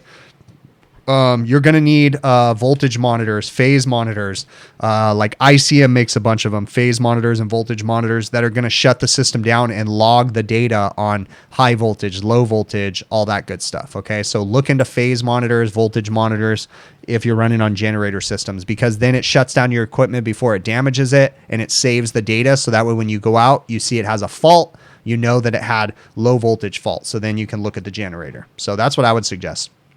All right. Is Ralph here? Ralph was here earlier. I don't know if he still is. Do I prefer R290 or R600? I've never worked with R600. I'm not afraid to work with R600, but I work on R290 all day long. Don't have any problems at all. I've got 2 R290 repairs to do right now. I've got a pressure control that went bad, and I got to change a dryer. So I got to take the refrigerant out. I've also got an expansion valve install, and I got to change the dryer too on a different box. So no problem at all. It's just another refrigerant for me. Just a couple safety practices you got to follow. So if I missed anything, guys, throw it in there again. Yeah, you have notebooks or on each unit or rack that in the industrial stuff. Yeah, and that's great. Nowadays, we have this great resource right here. We have information right here. All my service technicians, we have access to our invoices, and we can see repair history and all that information. So it's really important. Juan, thank you very much for that super chat. The air conditioning guy. Juan has a cool YouTube channel too, guys. Go check that out. He does residential air conditioning in the Los Angeles area, San Fernando Valley, basically, which is about 45 miles north of me. But he has got lots of good information on there. What do I include on a residential PM call? Great. Oh, thank you very much, Juan. So I don't do a lot of residential work, but if I was to go out and do a residential PM, how I would do it is, first off, you make contact with the customer. Nowadays, you're not shaking hands anymore, but you make contact with the customer, and I would, on a residential PM, ask them what their concerns were. Have you had any problems? Even if it's a repeat business, even if you've asked them before, where are your hot spots? Because everybody knows where the hot spots are in their house. I know for a fact that my daughter's room on the other side of here is a hot spot, okay? Because, yeah, long story. But we know where those problems are. So ask the homeowner, ask them those questions, right? Asking them those questions, and I'm going to go into a rant. I'm not a residential guy, but they lead to sales, guys. Because if you ask them, hey, do you have spots that are uncomfortable in your house? Well, yeah. Do you have times in the heat of the summer that you notice it's really hot in this particular room? Yeah, it's always hot and I hate it. I can't watch TV in there. How would you like to watch TV in there? I would love it. Okay, let me fix some ductwork for you. Boom, selling point. That would be a residential maintenance thing, right? Because a maintenance for anybody, whether it be residential, commercial, is you're there to maintain the equipment, but you're also there to ask the customer what their concerns are. What do they want to fix, right? I'm not saying you have to sell to a customer every single time. And I don't ever deceptively sell. Don't be an asshole. Don't ever deceptively sell to customers. But customers, sometimes they don't even know, like, you know, I got to be careful about saying this because I kind of sound like one of these guys that's trying to, you know, one of these deceptive companies. But I mean, sometimes customers, they know of a problem and it's just not a big deal to them and they don't know that it can be fixed, right? A hot spot in a bedroom. I know that I could go put a return in my daughter's bedroom, which I will do, and we could solve all her problems. It wouldn't be hot in there anymore, right? So when I do redo my air conditioning system, I'm going to put returns in every room, right? So anyways, I'm going off on a tangent. Residential PM. I'm going to go in there. I'm going to communicate with the customer. I'm going to ask them what their concerns are, ask them where there might be problems. And then I'm going to start evaluating the equipment. I'm going to look at the filters. I'm not going to disturb anything. If it's my first PM there, I'm not going to pull the filter out. I'm just going to look at it. Depending on the amount of time we have at the PM, right? Same thing goes for commercial. I'm going to go ahead and take static pressure readings before pulling any filters. Then I would educate the customer. Look, okay, you have a really high supply air static. You have a really high return air static. Maybe we need filters, right? So then maybe I would proceed with changing a filter, showing them the difference in static pressure. If it's a first time, I'm going to go ahead and apply temperature probes. I'm probably going to use the Field Piece Job Link probes. I'm going to get air flows. I'm going to use the Measure Quick app more than likely. And I'm going to do a full system analysis. That's where these softwares, Measure Quick, really comes into handy and really starts to earn its keep. You guys can use Measure Quick for free, and have all this information at your fingertips. You can print reports on Measure Quick for free. Amazing. That is amazing that you can do that using Field Piece or Job Link or in all the different different tools and different things. Okay. So I don't mean to sound like a Measure Quick commercial. I really don't have anything to do with them, but I really do like that. So for a residential PM, I would be utilizing Measure Quick like crazy. So hopefully I kind of answered your question, Juan, a little bit. I'd say the biggest thing about PMs, whether it be commercial or residential, is communication with the customer, making the customer trust you. Don't be a slimy, deceptive salesman. Don't try to sell them crap they don't need, but, utilize what they tell you. If they tell you that they have a lot of allergies, hey, do we want to work on some, do you want us to kind of draft you some quotes on improving the indoor air quality? Customers sell themselves on a lot of things. And the same thing with commercial. My unit's always making noise and it's interrupting the customers. Okay, cool. I'll look into that noise. You got bearings going bad. They'll tell me that before I even go on the roof sometimes. So hopefully that answers that. Okay. Other than my videos, what other troubleshooting videos do I watch? Willie Bryant. There's a lot of videos that I watch. Okay. NorCal Dave has NorCal Refrigeration, I think is the name of his YouTube channel. I watch his YouTube videos. I watch Curious HVAC guy right above your comment right there. HVACR North. If you go to my channel and there'll be a recommended channels, like the channels that I subscribe to. You can click on those channels and make a diagnosis for yourself, or kind of look at the channels for yourself. But there's a lot of great channels out there on YouTube, okay? There's lots of good information out there. There's also lots of bad information, so you have to be careful about who you trust and what you listen to. All right. 305 people might have been a record. I think 307 was the record, I think, or something like that. Let's see. Oh, great question. Matt had asked me a question about a thermostat. He has a, I don't know if you know this, Matt, but your thermostat was a Honeywell 8000 series. It was a Vision Pro 8000 series, but it was branded Linux. And he works for a fast food chain. And what he wanted to do was he wanted to run the fans all the time, but he didn't want the cooling and heating coming on because they got the whole COVID thing going on and they don't want to cool down their dining room when they don't need to. So Matt, in order to do this, what you need to do is you need to set up a schedule on your thermostat. So you have a Vision Pro 8000. So what you need to do is set your schedule for the time of day that you get there and the time of day that you leave. What you need to do is you need to set the fan to come on when you get there and turn off when you leave. Okay. His concern was he didn't want to run heating and cooling. Very easy. All you do is you look at the occupied temperatures and the unoccupied temperatures. The occupied temperature is going to be when you're there. The unoccupied is when you're not there. Just simply set the occupied temperature up. So if you don't want the air conditioner to turn on below 80 degrees, right? Set the occupied temperature to 80, set the unoccupied temperature to 90 for cooling. And for heating, set the occupied temperature to 60 degrees, set the unoccupied temperature to 50 degrees. So then, it's only going to come on if it gets below 60 for heat and if it gets above 80 for cooling. So then you're not, cooling down your dining room, wasting energy, but your indoor fan is going to continue to run. The reason, guys, why he wanted to run his indoor fan was he was trying to maintain a building air balance. So I'm assuming, Matt, that your guys' RTU units bring fresh air into the building to help maintain building balance. So that's how I would suggest. So you're still going to leave your fan, or you're going to leave the fan in the normal mode, right? You're going to use the schedule to turn the fan on and off.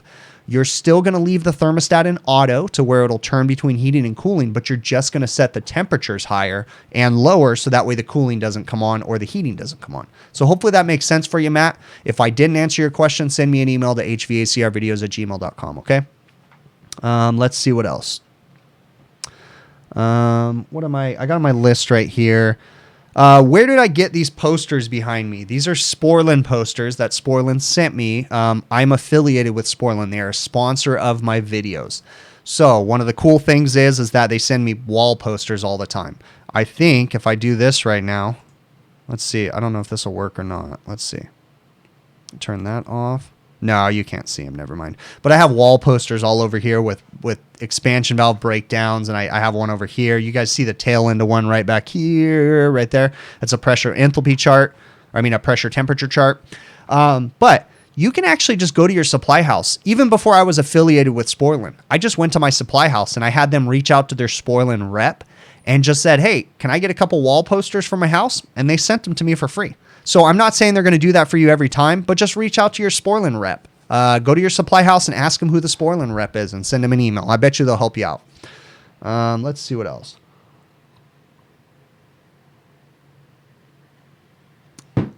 What do I consider the best overall refrigerant is for the global warming potential?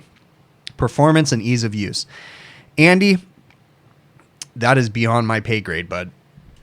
I just do what I'm told when it comes to the refrigerants. I'm not really smart with the global warming potential. I guess one of the hydrocarbon refrigerants, whether it be CO2 or R290 maybe, I don't know, but they don't want too much CO2 in the environment too, but the natural refrigerants are better, I guess, because they're not being produced and not being disposed of and still released into the atmosphere would be my best bet for global warming potential, I guess. My buddy Ralph over at Honeywell would probably be able to answer that question for you. Email Ralph.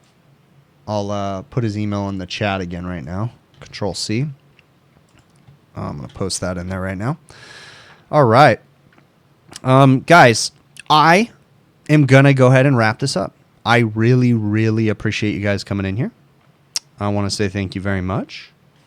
I'm going to go ahead and queue up. Let's see if I do this right. Maybe I can do this right. I think this is the right button to hit because I changed a few things. Queue up the outro music. Wait. Oh, yeah. I did some new stuff. So here we go. if y'all could do one thing, if y'all could take one thing from my videos or my live streams, please stop, take a second, take a step back, and look at the big picture.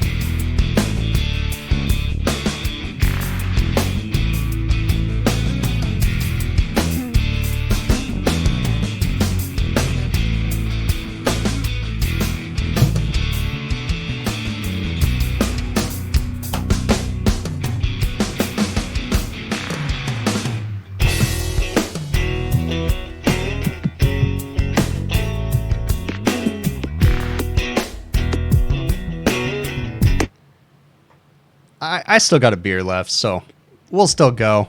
But we're going to lay off the HVAC talk, maybe. I don't know. I guess I could still talk about it if we want to. Let me transition this on over here. Get back to the normal thing. All right. It's okay we lost 40 people. You know, I wish I had more stuff to give away because that's when I gave away stuff last time. See, when I gave stuff away, I didn't advertise anything. I really don't have anything else to give away. But when I don't advertise anything, I just figured I'd give it to the people that come in here all the time, right? And then they guess the song quote and they got it. So, oh, right on, bud. Awesome. So another person got their Field Piece Smart Probes today. So cool. So did Ike. I got his today too. So I sent out 3 of them. So.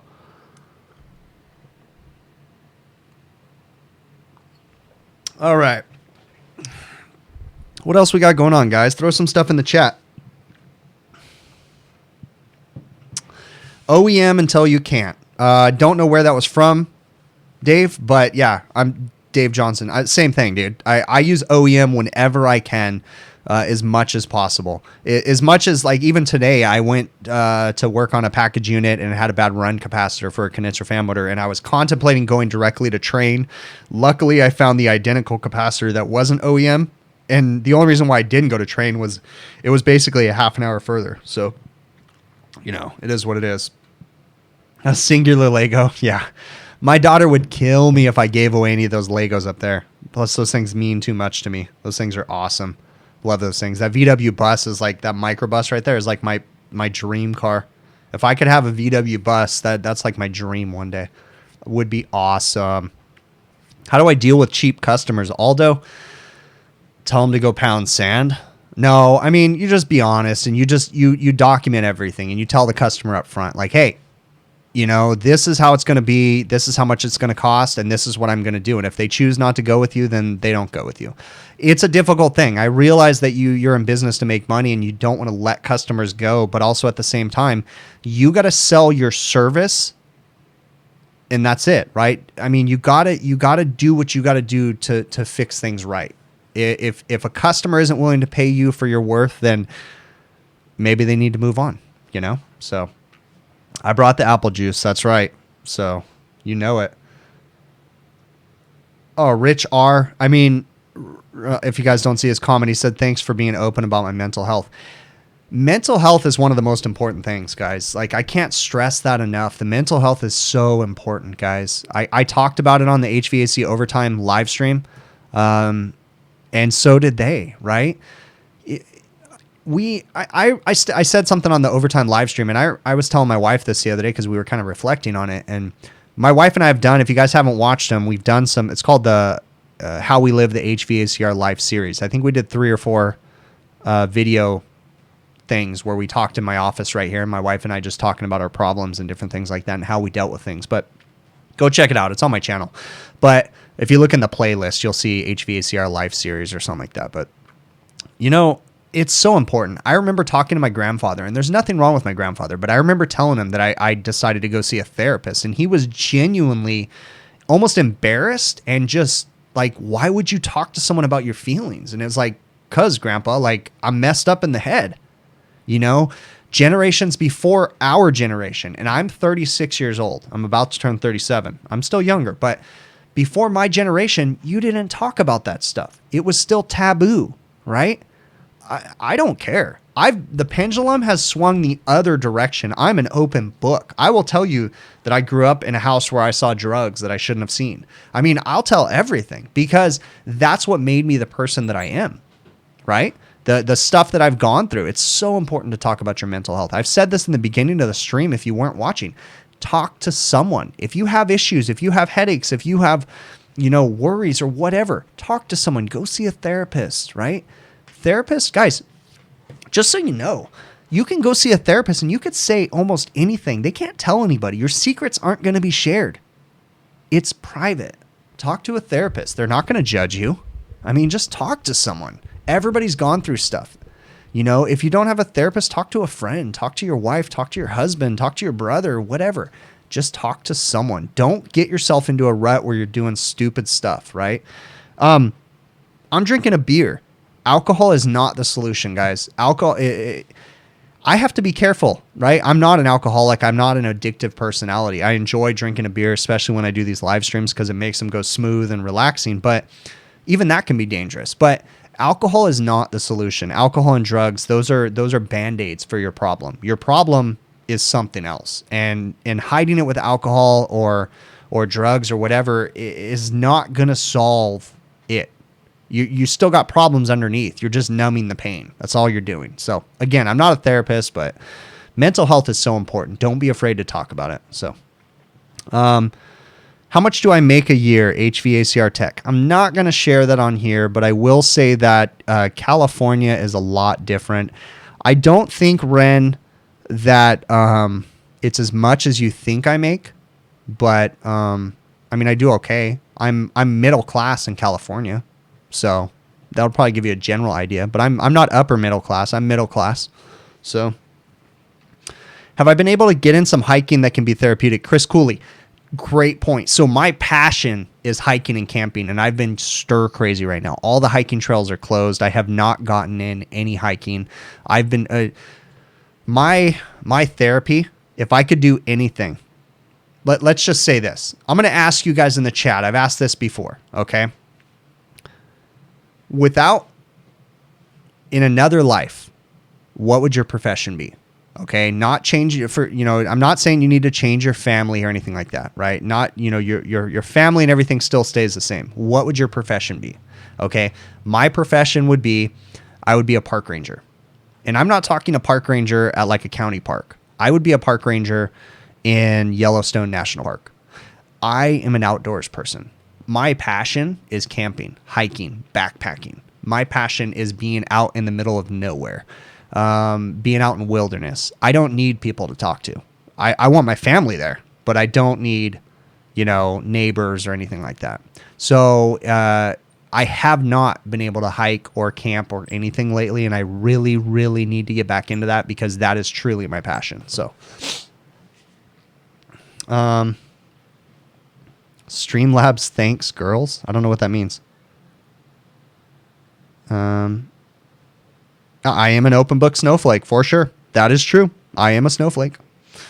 No, but you know what? They actually changed, because I kind of got offended when they called me a millennial, but they changed it. I'm a zennial now, right? Because they changed that 83 to 84, something like that, is not a millennial anymore, right? Because enough of us were like, wait a minute, because I am not your stereotypical left-leaning liberal California, whatever. So, did anybody get the song or the movie? I don't think anybody did.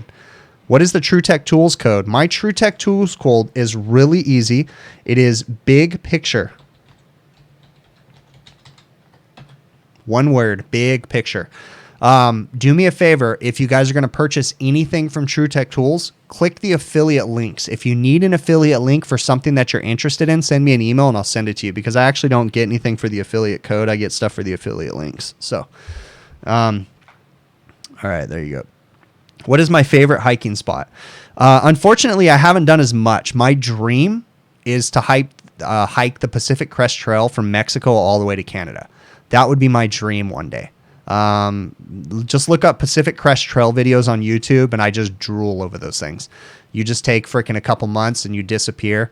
You start and you at the Mexico border and you work all the way up to Canada. That would be my dream. As far as like local trails, there's a trail that I like to go. It's to a place called, what's the name of it? Deep Creek. And it's not the hippie Deep Creek where there's a bunch of hot springs. It's called there's a campgrounds. That it's this whole it's too hard. I'm talking too local right now. Any update on the server? No, Ike, not really, man. The whole Discord server, I've just been very hesitant on it. So, yeah, Yosemite is, I've been to Yosemite many times. It is flipping amazing. I would love to spend some more time in Yosemite. Yosemite has gotten super crowded though. It's become a mess, Yosemite has, but I really wish that I could disappear into Yosemite with my family for a while. I wish that they would go disappear with me into the mountains for sure. So, oh, I got you there, Ren, but it's okay. I'm a snowflake. You would think I'm a snowflake, but no, I know what you mean, Ren. I didn't take offense to that. So I get you were talking to someone else. Would I go to see go in Canada then? If I did the Pacific Crest Trail, I would go up into Canada, yeah. Field Piece Probe or Sporlan one? This Fool, it really depends. They both have some great things. The Sporlan probes, I will say, one of the selling points to the Sporlan probes is that they already compensate. You don't have to zero them out, basically. Okay, so they compensate for temperature because the pressure is actually going to change with the temperature, so they compensate for that ahead of the time. The Field Piece probes, they're both great. I really can't pick one or the other right now. I've been testing the Sporlan ones. I've used them about 5 times. I'm still figuring them out. They're both the Field Piece and the Testo. The Field Piece and the Sporlan are like really on par, pretty much equal, for sure. So let's see what else.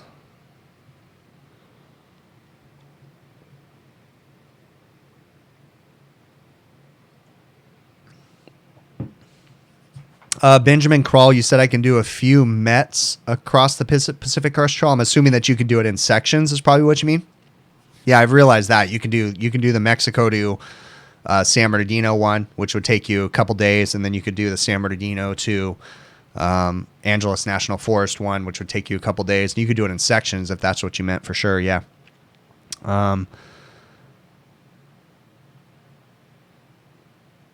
That's funny. All right. Recently dealt with Field Piece tech support. Awesome. Yeah, Justin had reached out to me, Beaver HVAC. He also has a YouTube channel too. And, we were just talking about the Field Piece stuff. And Field Piece has great tech support. They really do. For those guys local in California, the really cool thing, even before, I don't officially work with Field Piece, but I'm very good friends with them. But you could just walk into Field Piece before the whole COVID thing, and they'll help you out so much. They're awesome people over there. So, Inspiration Point in Pasadena. Okay, Aldo, that's interesting. I'll look into that one. Let me see. Oh, meet up some of us along the trip. Yeah, that would be awesome, Benjamin Kroll. I guess that would be kind of cool. Why don't walk-in fans turn off when the box is down to temp? Helpful and cool videos. I saw your email on that. So they don't turn off when down to temperature for the most part because to maintain even product temperature. That's the important thing. So walk-in coolers, oftentimes, unless they have a humidity issue, for the most part, they circulate the fans the entire time that they're running, even when they're in defrost or in the off cycle, to help maintain more even box temperatures. Now, if you're concerned about humidity, let's say, for instance, you have a walk-in that has dry aged steaks in it, and you want to run that humidity at a certain temperature. You don't want to go too low, but you also don't want to go too high. In that situation, you might turn off the evaporator fan motors when the system cycles. The system's got to be engineered properly. Same thing with like a floral cooler that wants to run higher humidity. They might stage the fans in another way. So it really depends on the type of system that you're working on. But for the most part, for the most even product temperature, you're going to run the fans all the time because If you bring the box down to temp, the temperature controller sensing bulb is usually in the return airstream of the fans. And if you turn off the fans, then in one corner of the box, it might be hotter. In one corner of the box, it might be colder. So you need those fans to circulate the air to give more even air temperature. So hopefully that answers your question for you, bud. You get the real me, Rich R. You always get the real me. But yeah, I guess I get what you're saying. The plastic threaded power head. I guess I kind of see that when you're putting the brass fitting on there. It is kind of weird that it's plastic, but I just made sure I didn't over tighten it for sure, Chris. So, you want to build a van and spend a month traveling. That'd be interesting, Ernesto, for sure, bud. I don't know about you guys, what you guys watch on YouTube, but there's a couple YouTube channels that I watch. So Pure Living for Life is one of them. They're a traveling family. They just travel the country. There's Keep Your Daydream. They're another traveling family. There's some sailing families that I watch too. I really think that deep down my subconscious or my psyche is telling me that I need to become someone that travels, because I sit there and watch. I don't have normal TV, so I watch YouTube videos all the time, and I watch Pure Living for Life, Keep Your Daydream, and what is the other one? Dang it, there's a couple sailing families that I watch too that sail around the world. And I just love watching that stuff. It's awesome. Which pocket thermometer do I recommend? I actually use a UEI pocket thermometer that folds, and I only keep one anymore, and it folds in half. That's an awesome little thermometer. Can I ship you a double animal style, please? I actually knew someone that shipped a double to another state. They had it like frozen or something like that, which just doesn't seem like it would taste very good frozen. But In-N-Out is a huge burger chain, and many would argue it's the best burger chain in the world. I don't care about you guys in Texas that have that Whataburger crap, right? But In-N-Out is pretty damn good. So on the flip side, I honestly don't eat In-N-Out that much. I'm kind of sick of it. So, oh, interesting. Hamilton Mechanical says I need to check out TVR Exploring. I'll definitely check it out. TVR. I'm going to write it down. Exploring. If you guys don't already, follow Ty Brannaman. He's an HVAC educator out of Las Vegas. And if you follow him on Instagram or on Facebook, the dude doesn't have a home. He lives out of his truck, and he travels all over Arizona, Nevada, and Utah. Or Arizona and Nevada, I think, and some of California. And he just travels going in his truck all the time when he's not working. I have fun watching him travel all over the place, too.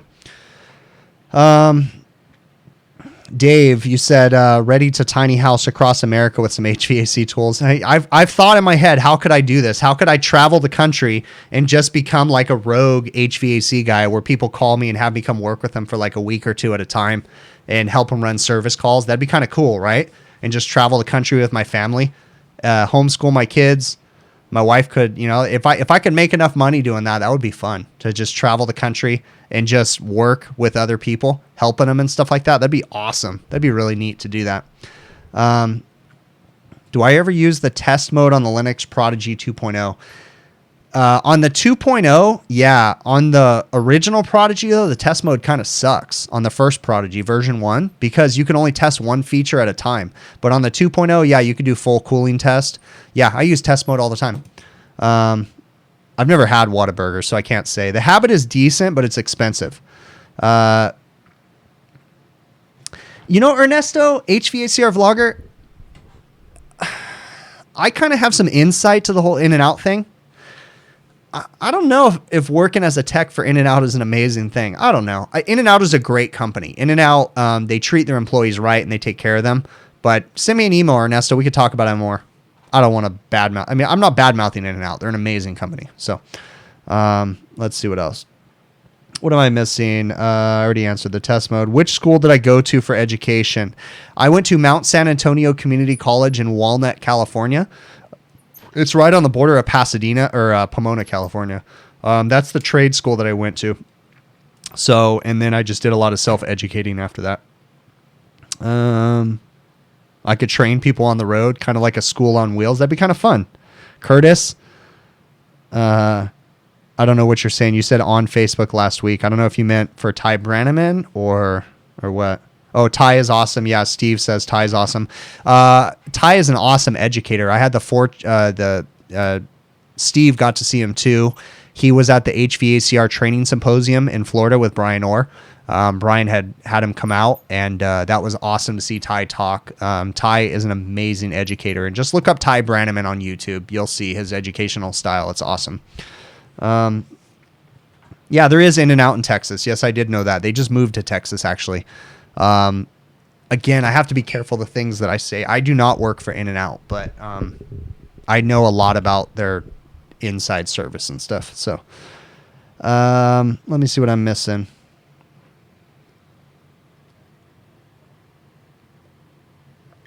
LM Sylvia, I don't see my Cook's drawers as being that dirty. I mean, I see that some of them are dirty, I guess, but I don't know. They're not that bad, though. I've worked for some nasty places.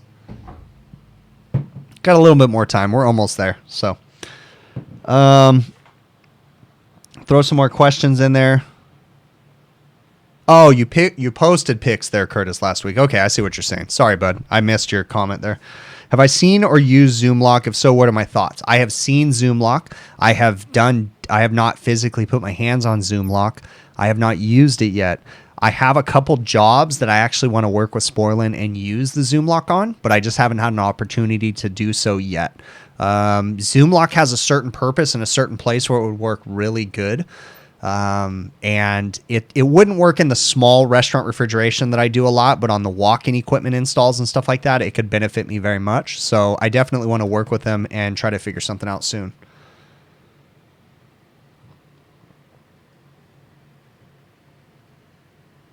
What's my favorite pieces of equipment to work on? I like cold zone refrigeration racks. No, I like Hvacr refrigeration racks or Cooltech. If you guys work on any of the Hvacr stuff, you'll know what I'm talking about. Cooltech. There's a long story about Cooltech and Hvacr, but I like the Cooltech or the Hvacr refrigeration racks. One of the coolest racks that I ever worked on was a giant chiller that Hvacr actually made. They made a Glycol chiller, and that was really interesting to work on. I got to work on a couple of those. As far as my favorite air conditioner to work on is the Lennox Prodigy 2 or the Lennox M18 version of their L series units. Those are my favorite to work on as far as air conditioning. Ice machines, it's a tie between Follett ice machines or Hoshizaki ice machines are my favorite to work on. As far as refrigerators, probably Hvacr reach-in coolers, and the old school or even the new blue units would probably be my favorite to work on. So yeah, it would be nice to be able to post pictures in here. New Death Scope. You sent another email about that cooler. Can I look at it when I'm convenient? Yeah, I'll try to look at it there, bud. Let's see. The cleanest restaurant you ever worked at was a Five Guys Burgers and a Habit Burger. Yeah, I don't do any work for Five Guys or Habit, Ernesto.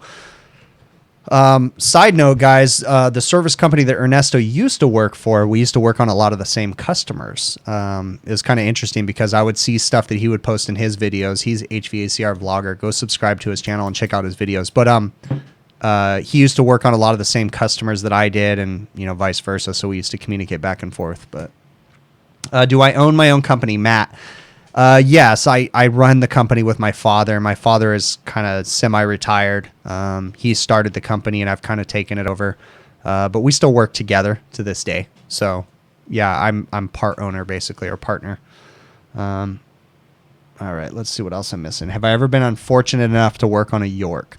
Yeah, you know what? I have nothing bad to say about York.